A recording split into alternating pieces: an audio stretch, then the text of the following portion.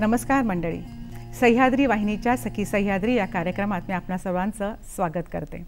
मंडळी, आपल्या सखी सह्याद्री या कार्यक्रमात आपण नेहमी अशा सख्यांना निमंत्रित करीत असतो की ज्यांनी प्रवाहाविरुद्ध पोहून आपलं अस्तित्व निर्माण केलेलं असतं.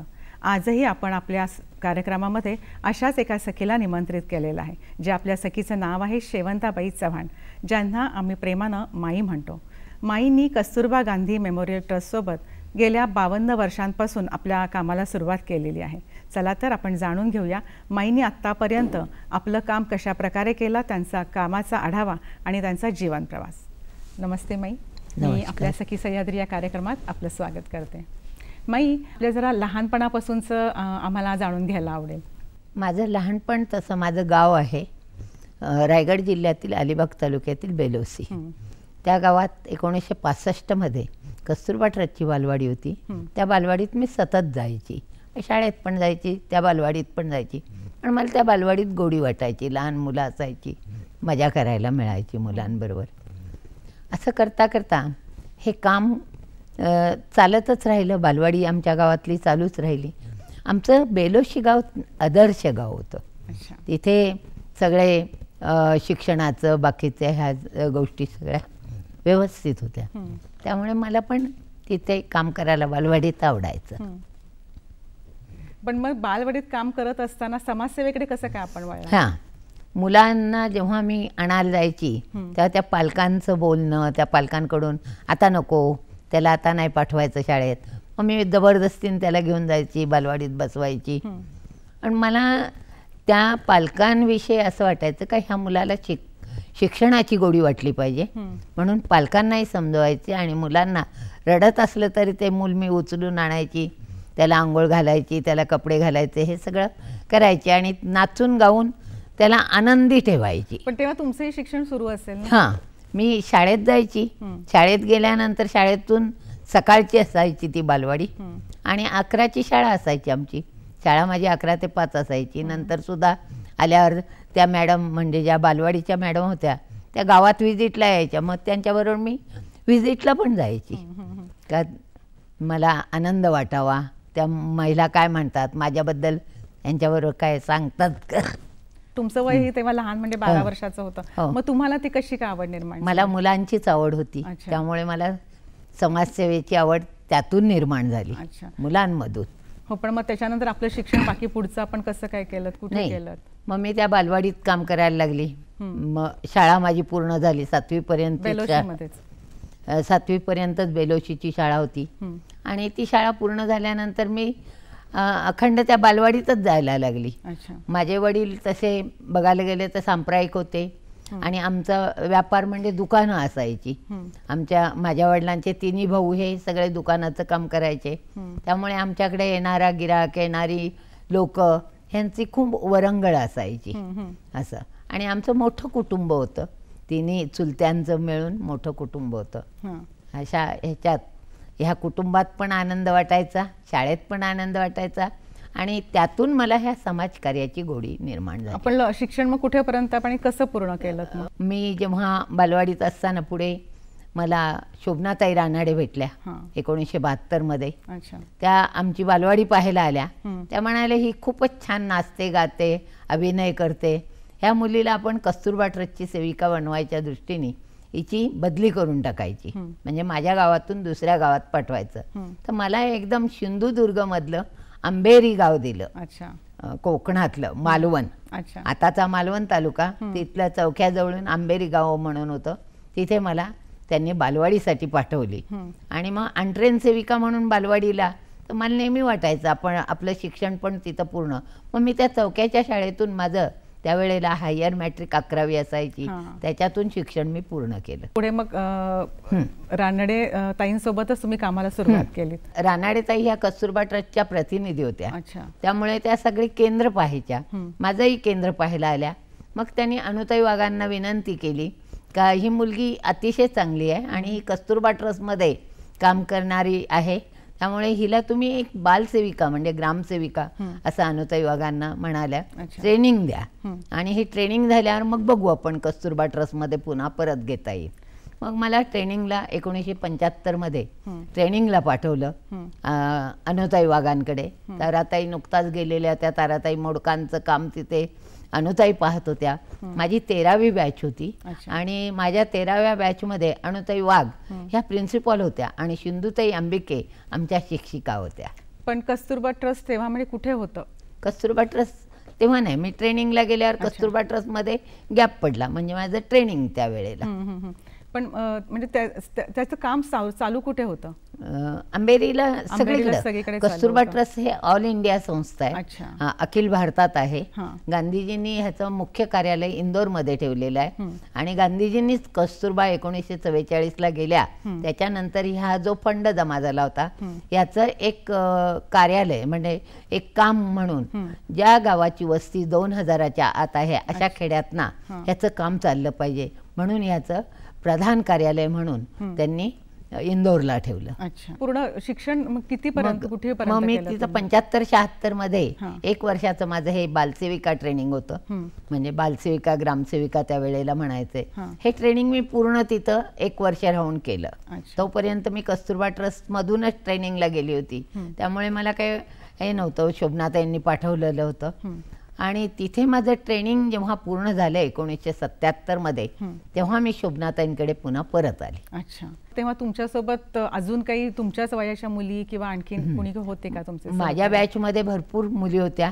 कस्तुरबा ट्रस्टच्या आम्ही 5 जणी होतो. आम्ही सगळ्या ट्रेनिंग पूर्ण झाल्यावर आम्हाला कस्तुरबा ट्रस्टमध्ये अंट्रेन सेविका पहिल्या घ्यायच्या, नंतर ट्रेन करायच्या. तर मग ट्रेनिंग पूर्ण झाल्यावर सगळ्यांना आम्हाला सासवडला बोलवायचं. आमचं मुख्य कार्यालय सासवड आहे महाराष्ट्राचं, तिथं बोलवलं सगळ्यांना आणि तिथे शोभनाताई प्रतिनिधी होत्या. त्यांनी मला बोलवल्यानंतर म्हणाले आता तुझं ट्रेनिंग पूर्ण झालेलं आहे, तू जरा घरी जाऊन भेटून ये सगळ्यांना. मी घरी गेली, मला खूप आनंद झाला होता. मी महाराष्ट्रातून पहिली आली होती. अनुताई वाघांनी मला त्यावेळेला पहिली म्हणजे तिथे मी सगळीच कामं करायची, नुसतं ट्रेनिंगच नाही. पाड्यावर जायचं, पाड्यावर इंजेक्शनं करायची, औषधं द्यायची, बालसेविकेचं ते सुशोभन, हस्तकला, जीवनव्यवहार, हे सगळ्या पद्धतीत मी सगळी कामं त्या ठिकाणी करायची. वर्ग सजावट करायची. अनुताईंना नेहमी वाटायचं ही सगळ्यात पुढे पुढे सगळं करून टाकते आणि सगळं सुशोभित करते. मग त्या म्हणाल्या ज्या वेळेला आमचा रिझल्ट लागला त्यावेळेला या वेळेला कस्तुरबाची मुलगी पहिल्यांदा पहिली आलेली आहे आणि तिला मी हा चातक पक्षी बक्षीस देते म्हणजे त्यांनी मला चांदीचा चातक पक्षी बक्षीस दिला होता त्यावेळेला. तर मला खूप आनंद झाला माझ्या वडिलांना दाखवावं जाऊन का मी इतकं चांगलं बक्षीस मिळवून आलेली आहे. मग मी गेली घरी, माझ्या वडिलांना दाखवलं. वडील हसले, म्हणाले तुझी जिद्द पूर्ण झाली वाटतं. तुम्ही सांगितलं की चंद्रपूर वगैरे या भागामध्ये आपण काम केलेलं आहे. नाही, मग मी शोभनाताईंकडे परत आली वडिलांना भेटून.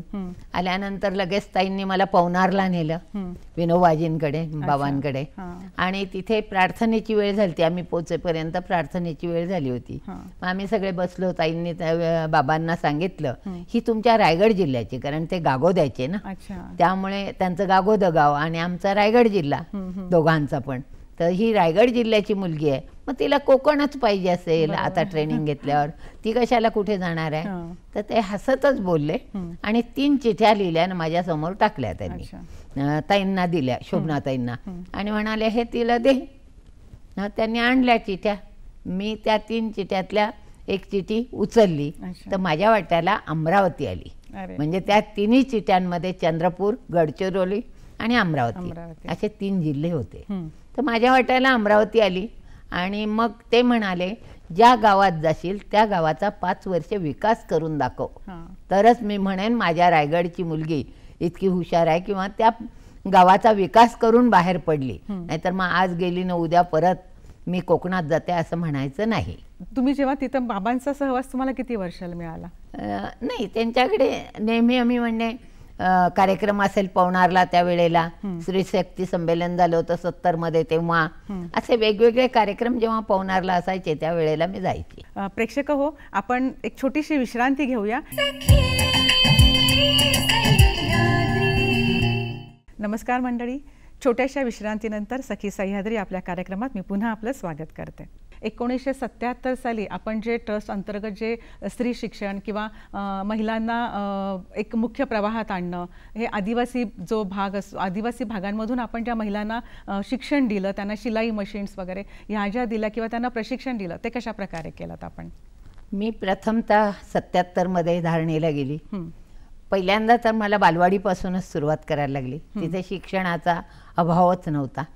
मग मी 1-2 अशा बालवाड्या त्या गावात चालवायला लागली धारणेला. धारणेला म्हणजे वस्ती एकदम आदिवासी विभाग जरी असला तरी आमचं जे राहण्याचं ठिकाण होतं ते कुडाची घरं आणि असं मोकळं सगळं असायचं. या ठिकाणी राहून मी अंगणात बालवाडी घेऊन बालवाडीचं काम करायची. बालवाडीच्या माध्यमातून पालकांची ओळख, पालकांच्या माध्यमातून खेड्यांची ओळख मी केली. तर त्या विभागात जाताना मला बरंचसं असं लक्षात यायचं का शिक्षणाचा अभाव या महिलांच्यात खूप आहे. एकतर भाषा कोरकू, त्याच्यानंतर ती महिला बाहेरच यायची नसायची. तो काळ असा असायचा, एकच वस्त्र त्या महिलेला असायचं.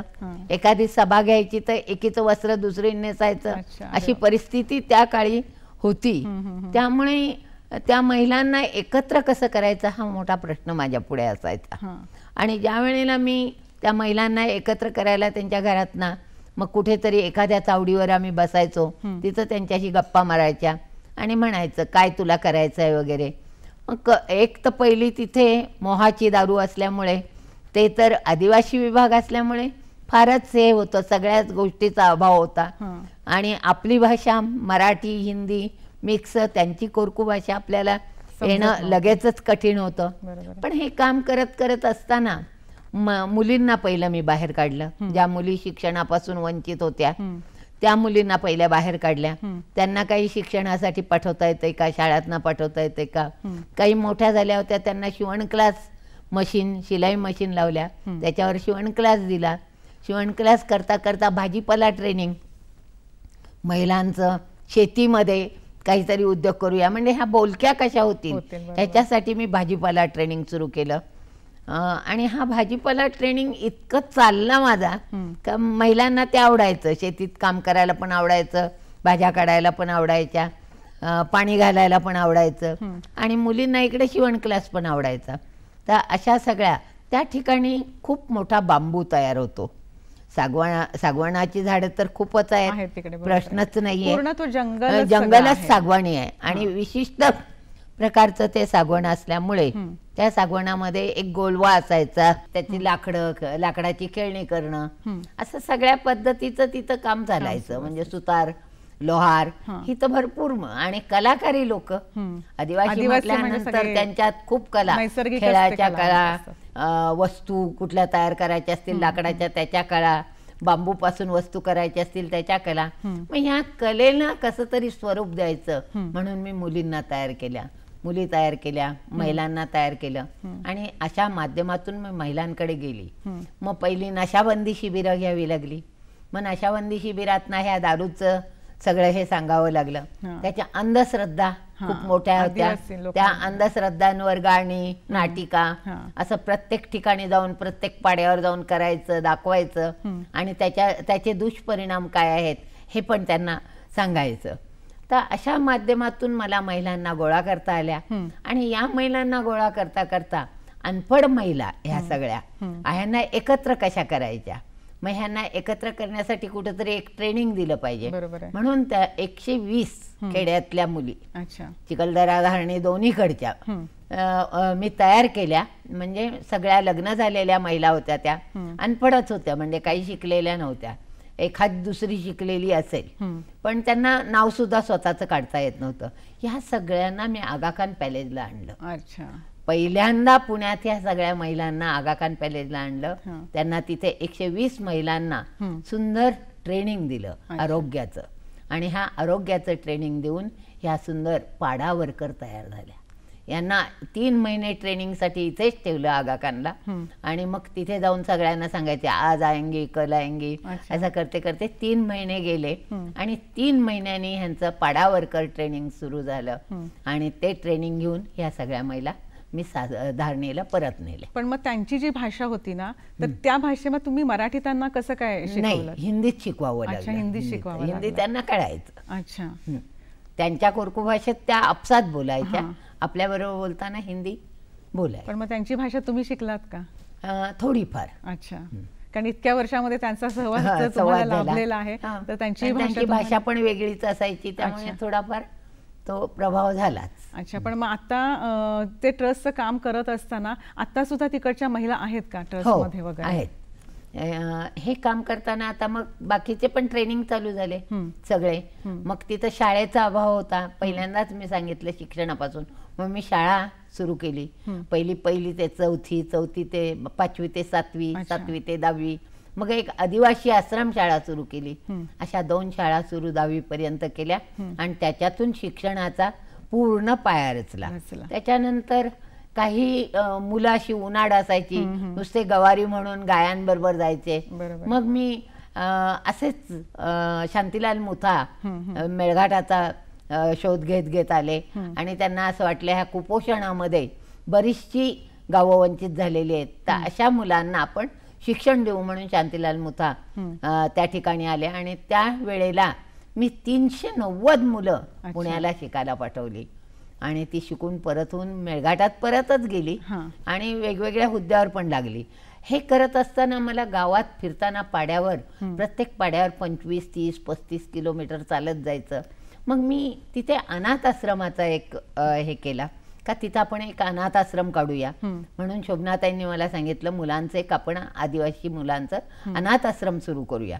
त्याचा मी सर्वे केला आणि अशी 25 गावातली 25 मुलं गोळा करून कस्तुरबा ट्रस्टमध्ये आणली आणि अनाथालय 10 मुलं एक आई असं आमचं शक्ती भक्ती कीर्ती अशी 3 सदनं.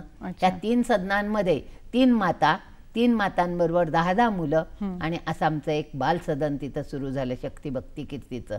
आणि त्या बालसदनातून लहानपणापासून त्यांना जेवायचं कसं, बसायचं कसं, आंघोळ घालण्यापासून कपडे घालण्यापासून सगळ्यापर्यंत कमीत कमी 6 वर्ष त्यांच्याबरोबर मेहनत करावी लागली आणि ती मुलं मग आमच्यात मिक्स झाली आणि मग मोठी झाली. पण मग तो जो भाग आहे ना तो नक्षलवादी माओवादी म्हणजे लहानपणापासूनच ते सगळं मुलांनी किंवा तिथल्या लोकांनी ते सगळं बघितलेलं आहे अनुभवलं आहे. पण त्या लोकांना मग ते ह्या सगळ्या गोष्टी ते कशा काय आत्मसात करत होते? आमचा धारणी तालुका जो आहे धारणी चिखलदरा हा नक्षलवादी नाहीये. अच्छा. पण जंगलात ही लोक राहतात, जंगलाशी समरस आहेत, प्राण्यांशी समरस आहेत. कारण धारणी आणि चिखलदरा हा जो दोन्ही भाग आहेत हे प्राणी भरपूर तिथं असणार आणि ही लोक त्या जंगलातच राहतात, जंगलातच त्यांची शेती, तिथेच राहणार, तिथेच झोपडी असणार. तर ही जंगलातच सगळं त्यांना बाहेरचं जग काय आहे हे माहित नव्हतं. कसं आपण वरण भात जेवायचा असेल तर त्यांना तो दाखवावा लागत होता. नाही तर त्यांचं जेवण म्हणजे कोदो कुटकी म्हणजे त्यांचा तो एक भात त्यांनी पेरलेला असतं कोदो कुटकी नावाचं. तर हे सगळं त्यांचं एक वेगळंच सगळं असायचं. त्यांचं आदिवासी लोकांचं एक जीवन एक खूप वेगळ्या पद्धतीचं. म्हणूनच म्हणते की त्यांना मुख्य प्रवाहात आणणं हे खूप कठीण काम होतं त्यावेळेला. मग ते त्यावेळी तुमच्याबरोबर अशा किती सहकारी होते की ह्या सगळं तुम्हाला सहकार्य करत होते? कस्तुरबा ट्रस्ट मध्ये आम्ही 5-6 जणी राहायचो. एक आरोग्य सेविका असायची, एक बाल सेविका असायची, एक त्यांच्यावर सुपरविजन करणारी असायची. म्हणजे मला ते सुपरविजनच काम असायचं. आणि ह्या बाल सेविका, आरोग्य सेविका, ग्रामसेविका यांना घेऊन आम्ही खेड्यातना जायचो. तिघी जाऊन ह्या सगळ्यांच्या सभा घ्यायचो, मिटिंगा करायचो, त्यांच्या घराघरातून जायचो, काय चाललंय काय नाही, कसं आहे. धान्य जेव्हा धान्य कोटीत भरायचे ते वरून टाकायचे कोटीत सगळं धान्य. पण आमच्याकडे प्रकल्पामध्ये गरड साहेब जेव्हा आले तेव्हा त्यांनी एक प्रकल्प आणला का जबलपूरचा. त्या प्रकल्पात असं केलं का धान्य कोट्या खालून कसं धान्य काढता येईल म्हणून त्याचं एक ट्रेनिंग दिलं आम्ही त्यांना. आणि ते ट्रेनिंग आणि प्रत्येक कोटी जी मातीची असायची त्या कोटीला पूर्ण मातीची कोटी लिपलेली असायची आणि त्याला ते झाकण लावायचं. मग ते वरून टाकलं तर खाली पीठ असायचं सगळं. तर मग आम्ही खाली त्याला झाकण लावलं म्हणजे त्यांना खालून धान्य काढता येईल आणि वरून टाकता येईल. तेही कोट्या अशा तयार केल्या. आणि त्यावेळेचा जो ग्रुप होता आमच्या मेळघाटात म्हणजे मग कलेक्टर शिवाजीराव पाटील असतील, त्याच्यानंतर नरसुलेराव असतील अपर आयुक्त म्हणून, त्याच्यानंतर आमच्या प्रकल्पाला गरड साहेब होते, HDO म्हणून पुलकुंडवार साहेब होते. ही सगळी मंडळी आमच्याबरोबर यायची. आम्ही त्या सभा घ्यायचो, गावातना मजा करायचो. मजा म्हणजे त्या लोकांच्या बरोबर राहायचो. म्हणजे ती लोकांचं भित्रेपणा कमी करण्यासाठी आम्ही हे काम करायचो. नमस्कार मंडळी, छोट्याशा विश्रांतीनंतर सखी सह्याद्री या कार्यक्रमात मी पुन्हा आपलं स्वागत करते. 1994 साली आपण जी पदयात्रा घेतली त्यावेळेच्या आपल्या भावना आणि आपले जे सहकारी आपल्यासोबत होते त्यावेळेची जर आम्हाला माहिती द्या ना. 1994 मध्ये 24 डिसेंबरला साने गुरुजींची जयंती, या निमित्ताने आपण एक पदयात्रा काढायची. म्हणजे कस्तुरबा ट्रस्टचा 50वा होता म्हणून मला 51 दिवसाचा संकल्प करून 50 गावातना फिरून आगाखान पॅलेसला पोचायचं होतं 51 दिवसात. 750 किलोमीटरची पदयात्रा होती. मी पवनार आश्रम पासून ह्या पदयात्रेला सुरुवात केली. म्हणजे बाबा नेहमी पदयात्रा करायचे, तिथून मग पवनार आश्रमातूनच पदयात्रेला माझ्या सुरुवात झाली. मग आम्ही 10 लोक होतो, 10 ते 11. आणि आमच्या बरोबर साहित्य पण असायचं, खादीचं पुस्तक विक्री असायची. तर आम्ही जसे निघालो तर प्रत्येक दिवशी आम्ही 15 किलोमीटर ते 20 किलोमीटर चालायचो, असा टप्पा ठेवला होता. आणि दुसऱ्या गावात सकाळी आम्ही पोहोचलो, 11 वाजता पोचायचो. तिथे गेल्यानंतर आमच्या आंघोळ्या वगैरे झाल्या, त्या गावातल्या लोकांची ओळख तिथे आधी कळवलेलंच असायचं. मग तिथं सगळ्यांची ओळख व्हायची. मग आम्ही प्रथमतः शाळेत जायचो, शाळेतल्या मुलांना सगळं ग्रामसभेबद्दल बाकीच्या ह्या गोष्टी सगळ्या सांगायचो, गाणी गप्पा गोष्टी त्यांच्याशी करायचो. आणि संध्याकाळी ग्रामसभा घ्यायचो. आणि ह्या ग्रामसभेमध्ये सगळे विषय असायचे, गावाचा विकास, गावाच्या विकासाच्या दृष्टीने महिलांचा विकास, या गावात काय काय चालतं, ह्या सगळ्या गोष्टींवर चर्चा करत असताना आम्ही स्वदेशी सगळ्या वस्तूंची माहिती देऊन शेतीच्या अवजारांपासून तर सगळं आम्ही त्यांना सांगायचो. आणि हे काम आम्ही त्या ग्रामसभेत करायचो. मग कधी ग्रामसभेत पुरुष आले का महिलांची पुन्हा रात्री महिला मंडळ घ्यायचो, त्यांना भजन गाणी सांगून त्यांच्याशी गप्पा मारायचो. तुम्ही काय करता, कसं काम करता, हे सांगितल्यानंतर त्या सगळ्या बोलायच्या, आम्हाला त्यांच्या गावाची माहिती सांगायच्या, त्यांच्या कामाची माहिती सांगायच्या. हे सगळं करत असताना त्या गावात आम्हाला 10 वाजायचे. म्हणजे तिथं आमची जेवणाची राहायची, प्रत्येक गावात आम्ही एक मुक्काम करायचोच. आणि ह्या मुक्कामामध्ये पूर्ण गावाच्या वेशीपासून तर गावाच्या सर्व ह्याच्यात फिरून सगळं पाहायचो. काय आहे ह्या गावात, विहिरी किती आहेत, गावात काय आहे, ग्रामपंचायत आहे का, शाळा आहे का, मुलांना शिक्षण कसं आहे, ह्या सगळ्या गोष्टीचा आम्ही अभ्यास करून मग रात्री 10 वाजता झोपून पुन्हा पहाटे 5ला उठून दुसरं गाव करायचं. किती दिवस आपण ही पदयात्रा केली? 51 दिवस. 51 दिवस केलीत आपण. मग त्याच्यानंतर मग ती त्या पदयात्रेतून म्हणजे काय सांगायचं होतं तुम्हाला, की समाज काय घडवायचं होतं त्यावेळी? स्त्रीशक्तीबद्दल सगळी माहिती, त्याच्यानंतर ग्राम स्वराज्य ह्याची कल्पना जी होती, गोरक्षा ह्याच्याबद्दल ह्या सगळ्या माहिती. म्हणजे आणि विशेषतः म्हणजे जी मुलं जी असायची, ह्या मुलांना म्हणजे वाचन, कुठल्या गावात लायब्ररी नसायची तर मग विनोबाजींची पुस्तकं, गांधीजींची पुस्तकं, छोट्या छोट्या गोष्टी ह्या सांगून त्यांना कसं रमवता येईल आणि ह्याच्याकडे वळवता येईल हे पण आम्ही त्या छोट्या मुलांच्यात निर्माण करायचो. पण ज्या गावात तुम्ही जात होतात त्या गावातल्या माणसांचा तिथल्या तुम्हाला कितपत म्हणजे संपूर्ण सगळं मार्गदर्शन किंवा त्यांची साथ मिळत होती तुम्हाला? त्या गावातनं सगळा सर्वोदय कार्यकर्त्यांचा पगडा होता. त्यामुळे सर्वोदय कार्यकर्त्यांनी सगळी व्यवस्था केलेली होती आमची प्रत्येक गावात. त्यामुळे त्या गावात ग्राम स्वराज्य काय याची सगळी कल्पना असायची. म्हणून हे गाव आम्हाला सहज काम करता आलं त्याच्यात. अच्छा, ट्रस्टच्या अंतर्गत जेव्हा तुम्ही काम करत तेव्हा एक लहान मुली पण त्याच्यामध्ये असायच्या, कारण महिला जास्त असायच्या. मग जेव्हा मुली तेव्हा वयात यायच्या किंवा त्यांना ज्या बाकीच्या गोष्टी आहेत समाजाविषयी, तर याचं मार्गदर्शन म्हणजे कशा पद्धतीनं तुम्ही करत होतात? ट्रस्टमध्ये पहिल्यांदा रिमांड होमच्या पण मुली असायच्या, त्याच्यानंतर बालसदना असायची. म्हणजे आमच्याजवळ जवळपास 70 मुली असायच्या. रिमांड होमच्या 30, बालसदनच्या 30, रिमांड होमच्या 40 अशा मुली असायच्या. या मुली वयात म्हणजे आम्ही तर 6 वर्षापासून या मुली घ्यायच्या. वयात येईपर्यंत प्रत्येक त्यांच्या माता असायच्या, त्यांच्या बरोबर ज्या काउन्सिलर असायच्या, ह्या सगळ्या त्यांना मार्गदर्शन करायच्या. आणि सगळ्यांना मिळून या मुलींना असं झालं पाहिजे, असं केलं पाहिजे, काय केलं पाहिजे. म्हणजे सकाळी उठल्यापासून रात्री झोपेपर्यंत त्यांच्या अभ्यासापासून, सफाईपासून तर सगळ्या शाळेपासून सगळी कामं या मुलींना करायची असायची. आणि हे सगळं करून त्या मुली इतक्या आनंदी राहायच्या, हसत खेळत. सकाळी झाल्या, आता नाश्त्याची वेळ झाली, चहाची वेळ झाली, जेवणाची वेळ झाली, लगेच 10:30ला जेवल्याबरोबर शाळेत जायची वेळ झाली, 5ला आल्यानंतर प्रार्थना झाल्याला लगेच खेळ, मग अभिनय गीतं, मुलींना ग्राउंडमध्ये घेऊन नाच गाणी हे पण आम्ही शिकवायचो. आणि मग संध्याकाळी अभ्यासाला बसवल्यानंतर अभ्यास तर घ्यायचोच, पण इतरही गोष्टींबरोबर चर्चा करायचं. कारण ह्या मुलींना आई वडील तर नव्हतेच. आणि दुसरी गोष्ट म्हणजे त्याची जाणीवच व्हायला नको अशी आमची ती माता जी काम करायची आपुलकीनी. त्यांच्याविषयी इतकं प्रेम असायचं मुलांना का आजही मुलं आमच्याकडे आली तरी मावशी, ताई, सगळ्यांना असं वेगवेगळ्या नावाने आई अशी सगळ्या मुलं हाक मारायची. आणि घर हे माझं घर आहे, ह्या घरात मी राहतो आणि ह्या घराची माझी जबाबदारी आहे. परकेपणाची भावना अजिबात त्या मुलींच्यात नव्हती. आणि रांगोळ्या काढण्यापासून रांगोळी, पाट कसं मांडायचं, त्याच्यानंतर जेवण कसं वाढायचं, म्हणजे हे सगळं आम्ही करायचो.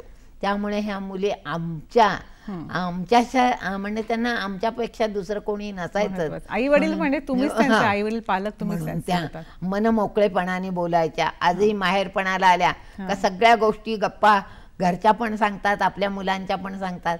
तर अशा सगळ्या मुलींबरोबर आमचं राहणं असायचं. आणि आमच्याजवळ बरंच काही होतं, त्यामुळे वाचन होतं, लिखाण होतं, गप्पा गोष्टी होत्या, नाच होते, गाणी होती. त्यामुळे आमच्यात मुली रमायच्या सगळ्या. पण आता शेवटी स्त्री कितीही उच्च पदस्थ झाली तरी सुद्धा तिला ज्या घरातल्या छोटे छोटे संसार जो म्हणतात ना, त्याचं प्रशिक्षण देणं हे खूप गरजेचं असतं. मग ते तुम्ही आता मगाशी मला सांगितलं की स्वयंपाक वगैरे त्यांना, पण मग हे शिक्षण दिल्यानंतर आज अशा आश्रमातून बाहेर गेलेल्या किती मुली की ज्या तुम्हाला पुन्हा परत भेटण्यासाठी येतात, जे विद्यार्थी आहेत? आजपर्यंत आमच्या तर 400 मुली बाहेर गेल्या. पण बऱ्याचशा मुली आमच्याकडे 200-250 मुली तरी भेटायला येतात, फोन येतात, पत्र येतात किंवा आम्ही जातो त्यांच्याकडं. आता मुलींना मुलं झालीत, मुलींच्या मुलींची लग्न झालीत, तिथेही आम्ही लग्नाला जातो. आजी तू ये, लग्नाला आलं पाहिजे, नातू म्हणतात, आम्ही त्यात पण जातो ना.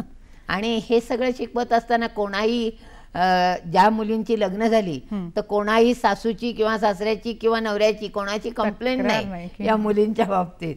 आणि त्या सासरी गेलेल्या मुली कधीही परत आल्या नाही, माहेरपणाला आल्या, कौतुकाने जावयाबरोबर आल्या, ही गोष्ट वेगळी. सुरुवात केला आश्रम त्यावेळीची जी संख्या होती महिलांची आश्रमामध्ये येण्याची आणि आत्ता, म्हणजे त्याच्यामध्ये काय फरक आहे? आता कसं झालं, वाहते रोड झाले, मोबाईल आला, बाकीच्या सगळ्या सोयी सुविधा वाढल्या, त्यामुळे आता ज्या मुलींचं प्रमाण आहे ते कमी झालेलं आहे. म्हणजे ह्याच दृष्टीने काही या वाहतुकीत, बाकीच्या ह्यानी तक्रारी, ह्या सगळ्या गोष्टींचा जर आपण हे केला, विचार केला तर. पण कस्तुरबा ट्रस्ट ही संस्था स्त्रियांची आणि मुलांची असल्यामुळे, मुलींची असल्यामुळे या संस्थेला सततच स्त्रियांना ट्रेनिंग देणं, निराधार स्त्रिया.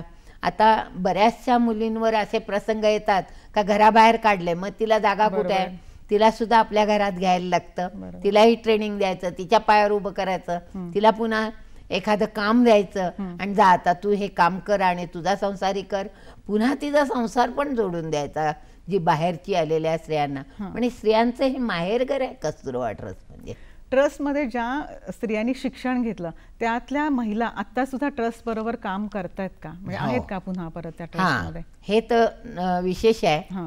ज्या महिला ट्रस्टमध्ये म्हणजे भारतभर त्यांनी काम केलं असेल किंवा महाराष्ट्रभर काम केलं असेल, तर शोभनाताईंनी असं म्हटलं का ह्या शेवटच्या क्षणी घरी कशा जातील, कारण आयुष्यभर जर कस्तुरबा ट्रस्टमध्ये राहिल्या तर घरातले रीतिरिवाज वेगळे असणार.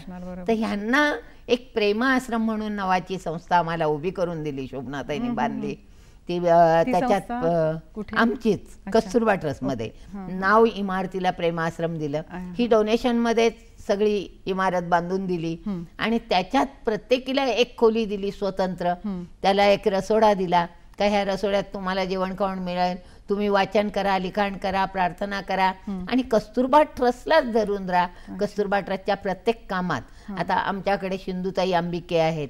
ह्या सिंधुताई अंबिके आयुष्यभर काम केलं, पण आता तिथं आल्यानंतर आनंददायी शिक्षण उत्तम शिकवतात. आजही 96 वर्षाचं वय आहे, पण नाचून गाऊन मुलांना आजही सांगतात.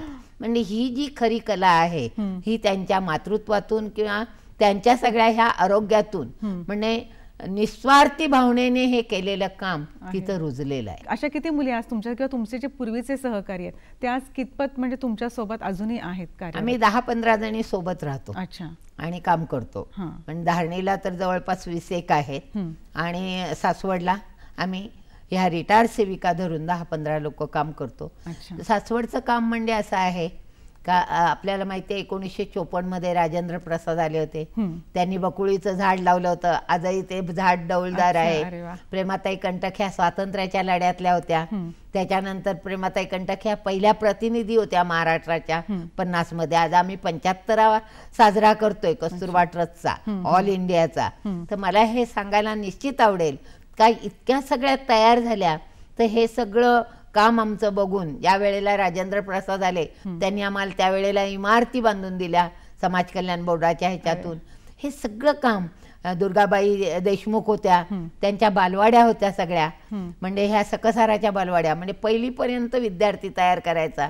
तिथे आम्ही 26 जिल्ह्यात 56 गावातनं बालवाड्या चालवत होतो. आमच्या 56 कार्यकर्त्या होत्या. ह्या सगळ्या रिटायर जरी झाल्या तरी आम्ही शिबिराला म्हणा, आमच्या मातृदिनाला म्हणा, सगळ्या आम्ही एकत्र येतो. त्यातल्या आता काही गेलेल्या आहेत, पण तरी ज्या आहेत त्या आम्ही सगळ्या एकत्र मिळून सगळं काम करतो. आणि सासवड मध्ये हे काम जेव्हा होतंय तर सासवड ही मुख्य शाखाच आहे महाराष्ट्राची. आपण गांधीवादी विचारांबरोबर चालत आलेलो आहोत, तर ते आत्ताच्या पिढीला गांधीवादी विचारांचं महत्त्व पटवून देण्यासाठी किंवा ते त्या पद्धतीनं पुढचं कार्य करण्यासाठी आत्ता काळाची खूप गरज आहे की गांधीवादी विचारांबरोबर चालणं किती महत्त्वाचं आहे. गांधी विचार आत्ताच्या पिढीला पटत नाही. अच्छा. पण त्यांच्यामध्ये रुजवण्यासाठी आपल्याला त्यांची ओळख, त्यांच्याबरोबर सगळं सांगणं आणि गांधी विचाराचं म्हणजे हा सगळा मार्ग जो आहे हा शांतीचा मार्ग आहे. अहिंसा. पूर्वी निर्मला देशपांडे होत्या तेव्हा आम्हाला सैनिक म्हणून एक हे असायचं. तर ह्याच्यामध्ये आम्हाला त्या काय करायच्या, तयार करायच्या. तशीच आता ही एक फळी तयार करावी लागणार आहे आणि ती लागणार आहे म्हणण्यापेक्षा आम्ही करायला लागलोय. पण त्याच्यात आता कितपत यश येईल हे पुढची गोष्ट आहे. पण आताची जी पिढी आहे ह्या धोरणापासून थोडी दूर जाते. पण त्यांना आम्ही आमच्या प्रवाहात आणण्याचा खूप मोठा प्रयत्न करतोय आणि त्या प्रयत्नातून कुठली शिबिरं घेणं, त्याच्यानंतर त्या लोकांना एक दिवस आणून श्रमदान करून घेणं, अशा वेगवेगळ्या पद्धतीने प्रभात फेरीच्या माध्यमातून त्या गावात सरपंच असेल तरुण त्याच्या माध्यमातून, त्या गावातला पोलीस पाटील असेल त्याच्या माध्यमातून ही तरुण पिढी तयार करण्याचा प्रयत्न आम्ही करतोय सध्या. आणि गांधी जीवन जे आहे हे खरोखर साधं आणि सिंपल आहे. पण आजच्या पिढीला ते साधं आणि सिंपल जीवन कशा पद्धतीने राबवायचं ह्याची आम्ही बरीचशी शिबिराच्या माध्यमातून म्हणा किंवा बरीचशा माध्यमातून आम्ही ते घेतोय आणि ते आता पुढे रुजवण्याचा प्रयत्न करतो आणि हे चालूच राहणार आहे. तुम्ही आत्ताच्या पिढीला कशा पद्धतीने सांगाल की बाबा त्यांनी ते गांधीवादी विचारांची पुस्तकं वाचणं किंवा ह्या सगळ्या गोष्टी शाळांमधून सुद्धा होणं, ट्रस्टच्या मार्फत तर होतातच, पण शाळांमधून होणं किंवा छोट्या छोट्या चौकांमधून हे विचार आत्ताच्या पिढीपर्यंत पोहोचले पाहिजे, यासाठी काय केलं गेलं पाहिजे? प्रथमतः तर घराघरातून हे विचार पोहोचले पाहिजे. सुरुवात घरातून. त्यांची जी माता असते हिच्याकडून पण ते गेले पाहिजे, वडिलांच्या माध्यमातून पण गेले पाहिजे. घराला मूळ आवड पाहिजे का ह्या सगळ्या ह्याच्यात मुलांनी भाग घेतला पाहिजे. आता कधी स्पर्धा असतात, स्पर्धांमध्ये वाचनाचे स्पर्धा असतात, कधी कुठली एखादी कला दाखवायची असेल तर त्याच्यातून पण त्या माध्यमातून आपल्याला त्यांना, पण त्या आईवडिलांना जर आवड निर्माण असेल तर मुलांच्यात आवड निर्माण होईल. आज एकमेकाविषयी राग रोष हे फार झालेलं आहे. आणि कुटुंब, पूर्वी एकत्र कुटुंब पद्धत होती, त्या एकत्र कुटुंब पद्धतीमध्ये आनंद खूप मिळायचा. आता सेपरेट राहून ते एकलव्यपणा, त्यामुळे हे सगळं घडतं. तेव्हा एकत्र कुटुंब पद्धत होती म्हणून मुलांना आजी आजोबांचा किंवा काकांचा, मामांचा, काकींचा हे सगळ्यांचा सहवास त्यांना मिळत होता आणि त्याच्यामुळे ते त्या प्रवाहाबरोबर घडत होते, त्यांच्यावर ते सुसंस्कार होत होते. पण आत्ता मुलांच्या हातामध्ये आधुनिक संपूर्ण सगळी ज्या वस्तू आहेत त्या आल्यात, मोबाईल म्हणा किंवा इतर ज्या डिजिटल संपूर्ण जग असल्यामुळे ह्या सगळ्या गोष्टी आलेल्या आहेत. त्यामुळे माणूस खूप वेगळ्या पद्धतीनं घडत चालेल, आत्ताची पिढी खूप वेगळ्या पद्धतीने घडते. तर त्याच्यामुळे आता ट्रस्टमधून तुम्ही ज्या मुलांना घडवताय ती तर घडतात, पण बाहेरची जी पिढी आहे म्हणजे ट्रस्टच्या बाहेर आहे, तर त्यांनी पण ह्या विचारांचा कुठेतरी त्या विचार आत्मसात केले पाहिजेत आणि त्या पद्धतीनं घडलं पाहिजे. म्हणून त्यांच्यासाठी पण ट्रस्ट काही काम करतं का? हे संस्कार शिबिरातून आम्ही करतो सगळी कामं. एकांकिका वगैरे घेतल्या जातात. बऱ्याच वेळेला काय होतं, एकत्र कुटुंब पद्धतीत आजी आजोबा जसं प्रेम देत होते तसं काही ह्या मोबाईलच्या जीवनात प्रेम मिळतं असं काही नाही. सतत मोबाईल मध्ये राहतं.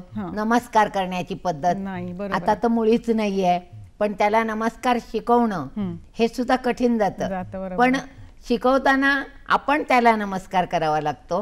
हे बघा असा नमस्कार करायचा, मग सगळ्यांना नमस्कार केला म्हणजे ह्याच्यातून तुला नम्रता मिळेल. बरोबर आहे. म्हणजे प्रत्येक गोष्टीला, पूर्वी लहान घरं असायची, वाकून जायचे, म्हणजे त्या घरालाच नमस्कार असायचा. म्हणून ती जी पद्धत होती नमस्काराची ती आता नाहीये. आणि ती रुजवण्यासाठी या सगळ्या बारीक सारीक गोष्टींचा विचार करून आजच्या शिक्षण पद्धतीत, त्याच्यानंतर वातावरण निर्मिती, वेगवेगळी पुस्तकं, आता तर पुस्तकं कोणी वाचतच नाही, मोबाईल मध्येच बघायचं आणि उत्तर द्यायचं. तर हे वाचन कमी झालेलं आहे, वाचन वाढलं पाहिजे. आणि संस्कृती जी आहे ही सुद्धा थोडी बदलली पाहिजे. ज्या पद्धतीने ही संस्कृती म्हणजे ज्या पद्धतीने आज चाललेलं आहे ह्याच्यात थोडाफार बदल झाला का तिथे कुठेतरी मी मुलगी आहे किंवा मी मुलगा आहे असातला भाग नाहीये. आम्ही दोघं समानच आहोत. पण ही संस्कृती जी आहे शिक्षणाची, बाकीच्या ह्याची, वडीलधाऱ्यांचा मान राखण्याची, ही जर संस्कृती घराघरातून आली आणि सगळ्यांमध्ये पसरली तर खूप मोठं काम होईल. आज तुम्ही केलं, तुमचे सहकार्य, त्यांनी जे समाजासाठी कार्य केलं तसं कार्य आत्ताच्या पिढीने पण केलं पाहिजे. त्यामुळे तुमच्या ट्रस्टचं जे काम आहे तशाच पद्धतीने ट्रस्ट आत्ताच्या काळाला गरज आहे का असं तुम्हाला वाटतं आजही? कस्तुरबा ट्रस्टची पूर्ण भारतात गरज आहे.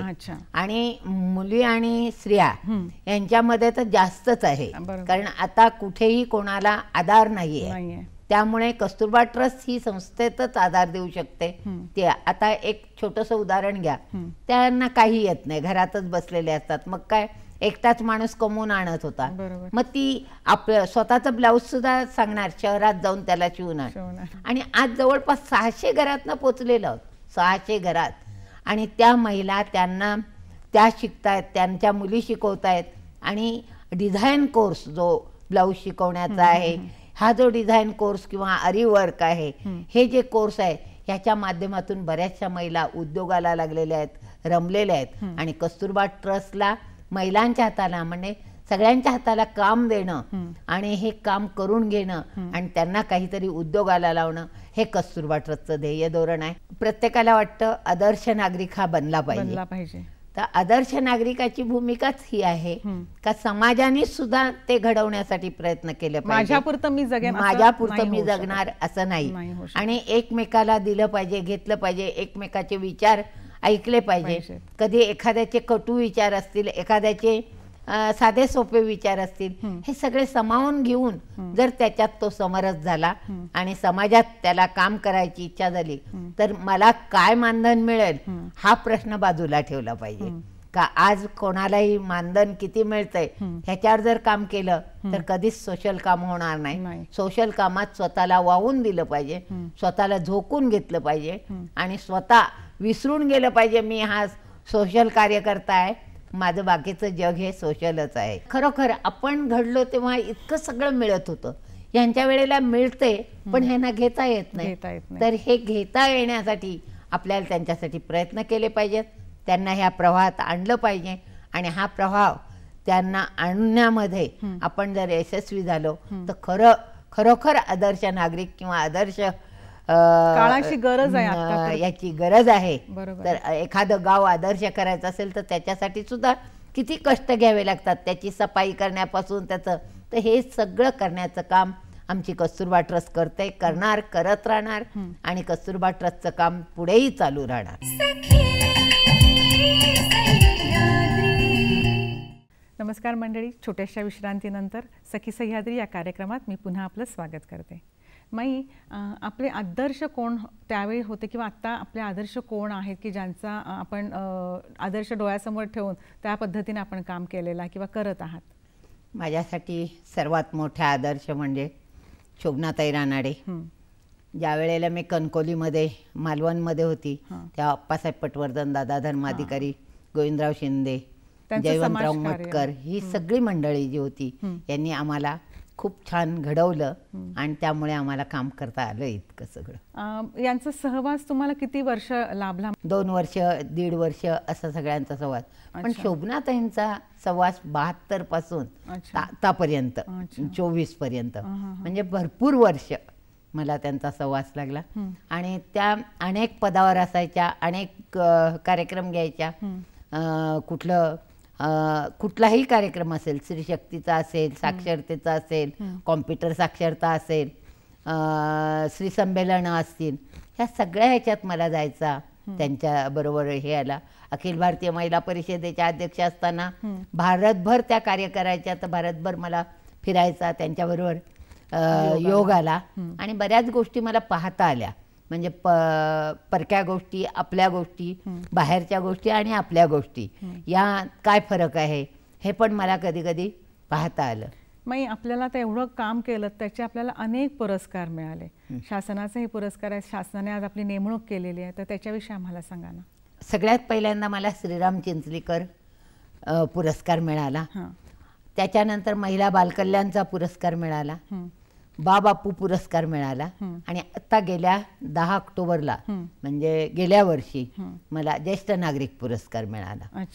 तर ह्या सगळ्या पुरस्कारांचा अर्थ एवढाच आहे का हे सगळं आपण कुठेतरी काहीतरी काम केलं असेल, आपल्या कामाची कुठेतरी पावती आहे म्हणून हे मिळालं असेल. तुमच्यासाठी या पुरस्कारांचं महत्त्व किती आहे किंवा तशा पद्धतीने आपण कसं कार्य म्हणजे सगळं करतोय? आता पुरस्कार दिल्यानंतर समाजापुढे एक आदर्श काम करणाऱ्याचा एक आदर्श वाढतो आणि दुसरी गोष्ट काम करताना आपल्याही लक्षात येतं नाही आपण हे सगळे पुरस्कार घेतलेत, आपण काहीतरी देणेकरी आहोत आणि ते देण फिटलं पाहिजे आपल्याकडून, म्हणून सतत काम करत पण राहायला लागतं. पूर्वीच्या काळी कम्प्युटर वगैरे नव्हते, मोबाईल नव्हते, मग त्या पद्धतीचं शिक्षण आता ट्रस्टमधून दिलं जातं का आताच्या मुलांना?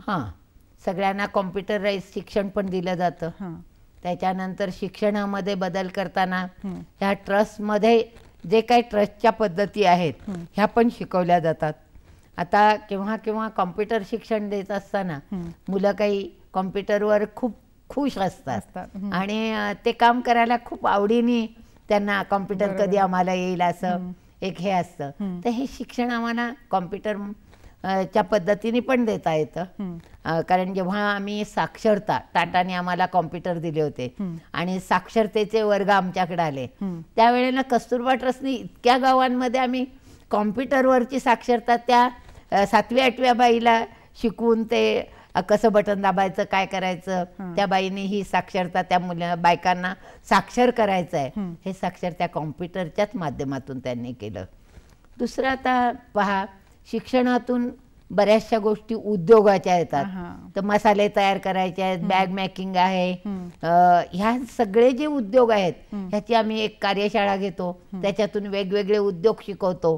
ह्या उद्योगातून सुद्धा बऱ्याच गोष्टी महिलांना शिकता येतात आणि स्वतःला हे करता येतात. म्हणजे कस्तुरबा ट्रस्ट म्हणजे पंचरंगी ट्रस्ट आहे. ह्या पंचरंगी कामाचा सगळा व्हॅल्यू जो आहे हा कस्तुरबा ट्रस्ट प्रत्येक गोष्ट चरख्यावर सूत काढत होतो, तांबर चरख्यावर. आजही आमच्या इंदोरला ते सूत काढलं जातं, कापड विणलं जातं. आपण जर खादीचं वस्त्र घातलं तर एक गरीब कुटुंब पोचलं जातं. म्हणून खादीचंही महत्व तितकंच खरं आहे. कारण चरख्यावर सूत काढून ती बाई जेव्हा सूत काढते, दिवसाची तिला मजुरी मिळते, तिचं ते घर चालवते. आजही ट्रस्ट मधून खादी बनवली जाते प्रत्येक सगळ्या ट्रस्ट मध्ये? काही ठिकाणी बनवली जाते, पण आमचं जे मुख्य कार्यालय आहे इंदोर, तिथं आजही अंबर चरखे आहेत, तिथं सूत कातलं जातं, कापड विणलं जातं, त्याचं खादी भांडारात विक्री केली जाते, तिथं आमच्याकडे आहे. तशी बाकीची खादी भांडार आहेत ही नागपूर वगैरे तिकडची, सगळीकडे हे खादीचे अजूनही ताण्या आहेतच. माई, तुम्ही आता इथे पुण्यामध्ये सासवडला आहात, पण आता सुद्धा तुमचं मेळघाटला जाणं होतं? मी सतत मेळघाटला जाते, महिन्यातून 2दा तरी जाते. आणि आजही मी कशाने, बसनी म्हणा, ट्रेननी म्हणा, मेळघाटात जाते. आणि मेळघाटात जी आमची आश्रमशाळा आहे, आदिवासी आश्रमशाळेत, आता पहा दिवाळीच्या अंघोळीचा प्रोग्राम असतो. त्यावेळेला मी सगळ्या 400 मुलांना उठणं लावून आंघोळ घालण्याचा कार्यक्रम आमच्या सगळ्या शिक्षकांना घेऊन करतो. मग त्यांना आपल्याकडचे जे पदार्थ असतात, करंजी आहे, हे आहे, जे दिवाळीचा जो फरार असतो, हा सगळा त्यांना द्यायचा. फटाके द्यायचे, फुगे द्यायचे, हे सगळं द्यायचं, नवीन कपडे द्यायचे. आणि जाताना त्यांच्याबरोबर शॅम्पू, साबण हे सगळं देऊन, तू घरी गेलास का तुझ्या आईला पण हे सांग सगळं करायला. आणि आज आम्ही तो दिवाळीचा प्रोग्राम जो करतो, तिथे एक नदी आहे, त्या नदीच्या जवळच आमची आश्रमशाळा पण आहे. पण आम्हाला तिथे जाऊन ह्या मुलांना आंघोळ्या घालणं, ते सगळं करणं खूप आवडतं. आणि मोठा कार्यक्रम घेतो. मुलं इतकी आनंदी असतात त्या दिवशी, असं वाटतं का खरोखर आज दिवाळी आहे. दिवाळीची सुट्टी पुढे असते, पण दिवाळीच्या आधी हा सगळा कार्यक्रम करतो. आता या वळणावर तुम्हाला मागे वळून बघताना काय वाटतं? ह्याच्यात एक आनंद मला मिळतो का आपण ह्या सगळ्या ह्याच्यात राहतो, ह्याच्यातलं काहीतरी त्यांनी घ्यावं या दृष्टीने तर आपण करतोच. पण हा सगळा कार्यक्रम करत असताना मुलं जेव्हा शिकतात आणि मागे वळून बघतात आणि गुणगुणतात, तेव्हा मला वाटतं हे रुजलंय कुठंतरी. एखादं मी जर गीत सांगितलं, मला गीतं खूप येतात, अभिनय गीतं, बालवाडीची गीतं, बाकीची सगळी, तर या गीतामधून त्यांना मी रंगवते. आणि त्याच्यातून आता मध्यंतरी पोळ्याचा सण झाला, तेव्हा सुद्धा आम्ही बैल सगळ्यांना करायला लावले. त्या बैलांची मिरवणूक काढली, त्या मिरवणुकीत बैलांचं गाणं सांगितलं, ताना पोळा आम्ही केला मेळघाटात. मी मेळघाटात अजूनही जाते. मेळघाट मला मनापासून आवडतं. आणि मेळघाटातली सगळी मुलं मी आजही पुण्यात शिक्षणाला आणते. त्यावेळी जे बीज रोवलं होतं ट्रस्टचं, त्याचा आज मोठा वटवृक्ष झालेला आहे. आणि त्या वटवृक्षाच्या छायेखाली आज अनेक विद्यार्थी घडलेले आहेत, घडतात, यापुढेही घडतील. त्यामुळे ट्रस्टचं काम असंच पुढे मोठ्या प्रमाणात राहण्यासाठी असे विद्यार्थी आपण आजही घडवले असतील तर त्यांचं काम सुरू आहे, त्यांना आपण मार्गदर्शन आज करता आहात. तर त्यास किती विद्यार्थी आहेत असे की बाबा घडलेले आहेत? आता जी मुलं शाळेतनं शिकतायत ही सगळे डॉक्टर होत आहेत, वकील होत आहेत, वेगवेगळ्या हुद्द्यावर जातात, गव्हर्नमेंटच्या मोठ्या मोठ्या पदावर. आता आमच्या मेळघाटात आमच्याच शाळेतले 4 मेडिकल ऑफिसर आहेत. आणि इतके छान सेवा करतात. कुठला आहे ग्रुप? तर कस्तुरबा ट्रस्टचा ग्रुप आहे. म्हणजे इतकं सांगायला सुद्धा आनंद वाटतं.